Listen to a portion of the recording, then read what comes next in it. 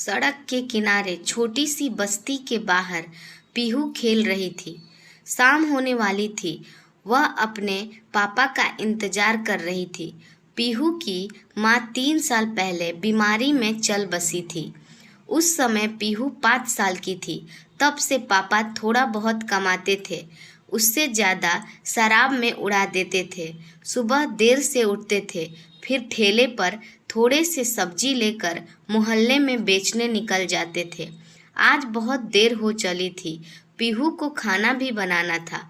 वह अंदर गई, मिट्टी के तेल से जलने वाले लैंप को साफ किया, उसका शीशा निकाल कर साफ किया, फिर उसमें मिट्टी का तेल डालकर रख दिया। पास ही एक माचिस भी रख दी, जिससे अंधेरा होते समय उसे जलाकर खाना बना ले।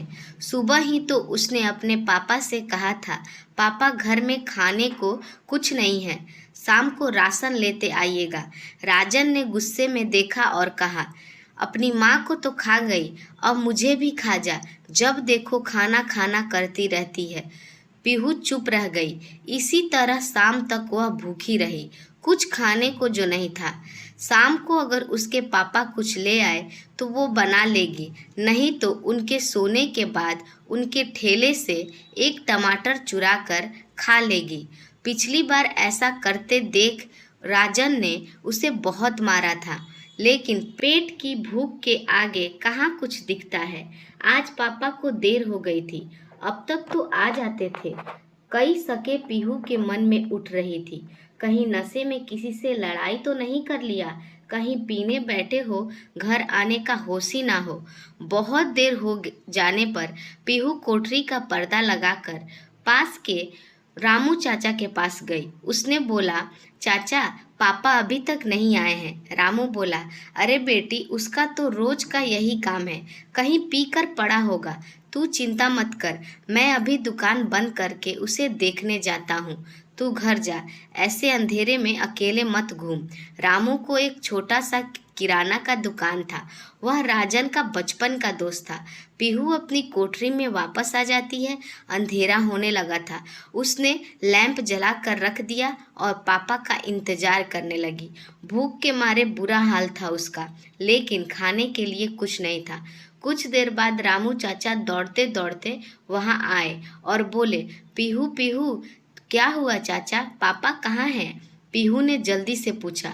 रामू चाचा ने जो बताया उसे सुनकर पीहू के होश उड़ गए। उन्होंने बताया, बेटी, दोपहर को पुलिस वाले बाजार से सारी ठेला उठा ले गए हैं, जिसमें तेरे पापा की भी थी। 1 घंटे बाद तेरे पापा शराब पीकर थाना जाकर तमाशा करने लगा। दरोगा को गुस्सा आ गया, उसने उसे बंद कर दिया है। यह सुनकर पीहू रोने लगी। रामू चाचा ने कहा, बेटी एक काम कर, मेरे साथ मेरे घर चल, यहाँ अकेली कैसे रहेगी? वहीं चाची के पास सो जाना, हो सकता है कल तक तेरे पापा को छोड़ दे। यह कहकर पीहू धीरे से लैंप बुझाकर कोठरी का पर्दा डालने लगी और फिर तेजी से पुलिस चौकी की ओर चल दी। रामू चाचा उस 9 साल की बच्ची को देखकर हैरान रह गए। बच्चे कितने जल्दी बड़े हो जाते हैं। तभी उन्होंने आवाज़ लगाई, रुक पीहू, मैं भी आ रहा हूँ। लेकिन पीहू ने कुछ नहीं सुना। वह तेज कदमों से पुलिस चौकी की ओर चल दी। रामू चाचा उसके पीछे पीछे तेजी से जा रहे थे।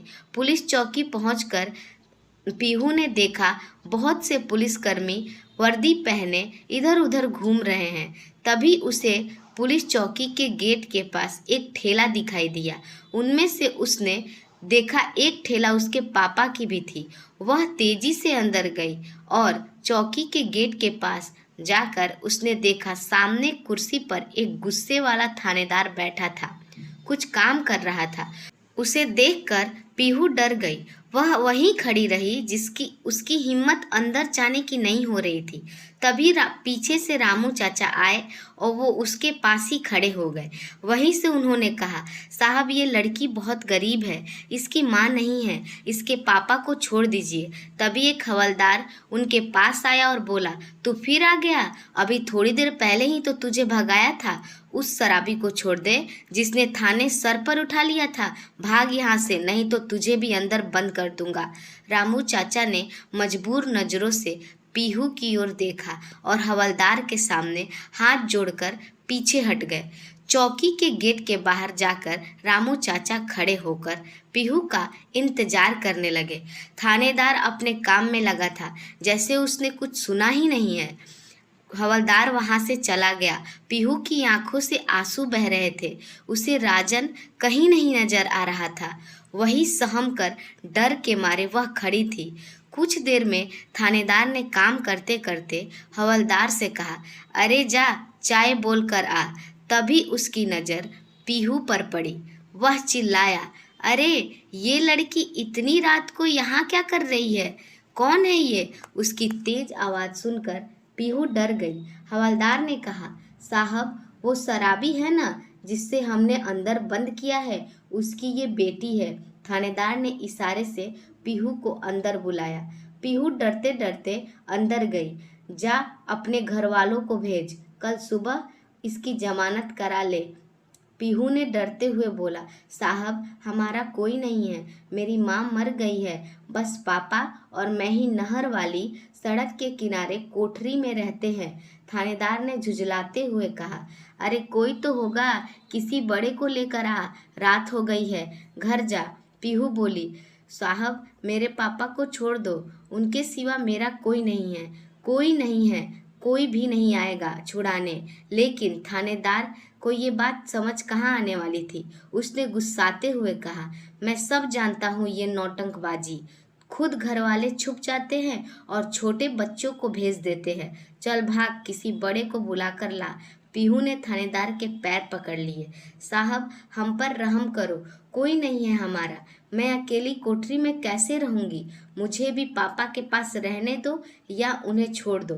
थानेदार ने उसकी बाह से पकड़कर धक्का दे दिया। मजबूत बाजुओं की जोर से वह दूर जा गिरी। पीहू वही पड़े पड़े रोने लगी। वह थोड़ा सा उठी तो देखा उसकी हाथ पर खरोच लग गई है, जिससे खून की रेखाएं दिखने लगी थी। वाह इंस्पेक्टर साहब वाह, छोटी सी बच्ची पर इतना जोर आजमाइश हो रही है।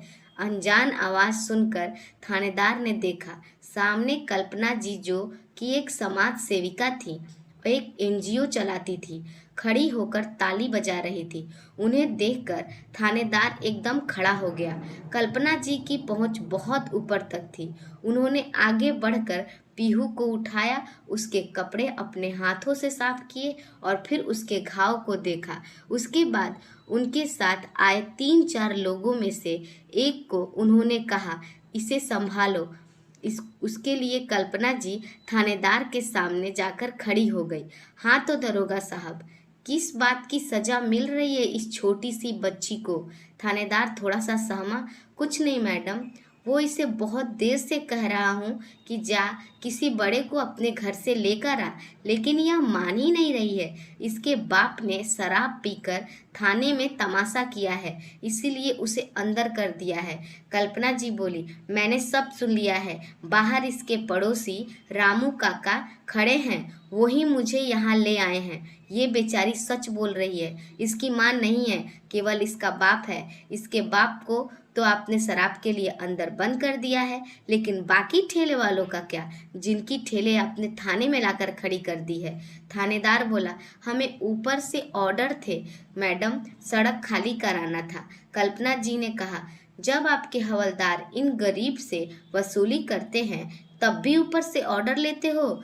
पहले आप लोग ठेले लगने नहीं देते, हटा देते हो। एक ठेले से एक परिवार चलता है। जानते हैं आप, इस बच्ची के घर में आज चूल्हा नहीं जला।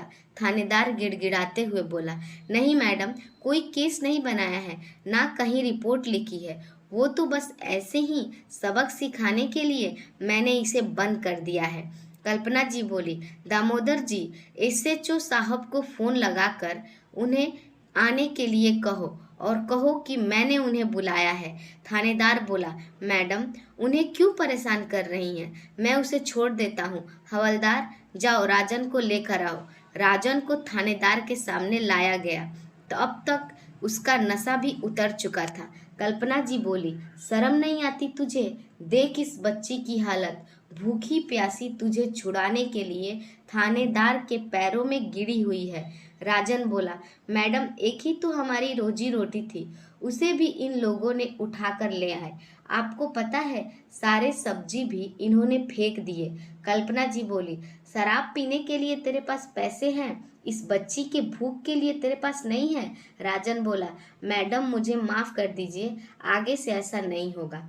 कल्पना जी, हाँ तो इंस्पेक्टर साहब, इनका जो नुकसान हुआ है उसकी भरपाई कौन करेगा?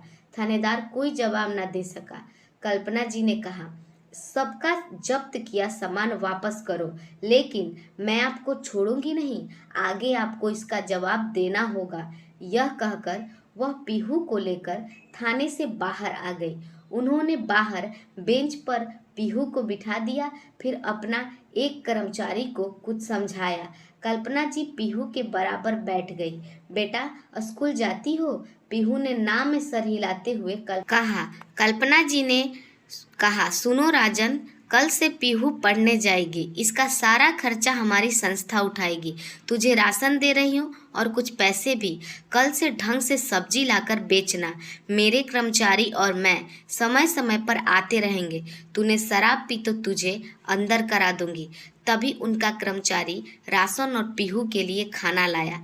कल राजन और पीहू राशन ठेले पर रखकर अपनी बस्ती की ओर चल दिए। रामू काका जो बाहर खड़े थे ये सब देख रहे थे, वो भी साथ चल दिए। घर आकर राजन ने कहा, बेटी मुझे माफ़ कर दे, आज के बाद कभी शराब नहीं पीऊँगा। तूने मेरे लिए बहुत कष्ट उठाया। पीहू फूट फूट कर रोने लगी। उसका डर अब उसकी आंखों से बह रहा था। रामू काका बोले, इसे ढंग से पाल ले राजन, बहुत हिम्मत वाली है तेरी बच्ची। अकेले थानेदार से भिड़ गई, मेरी तो तोते ही उड़ गए थे। राजन ने पीहू के आंसू पोंछे और उसे गले लगा लिया। अगले दिन से राजन ढंग से काम करने लगा। इधर कल्पना जी की मदद से पीहू स्कूल जाने लगी। दोस्तों, उम्मीद है आपको यह कहानी अच्छी लगी होगी। अगर हमारी कहानी आपको अच्छी लगी हो तो एक लाइक और चैनल को सब्सक्राइब जरूर करें। धन्यवाद।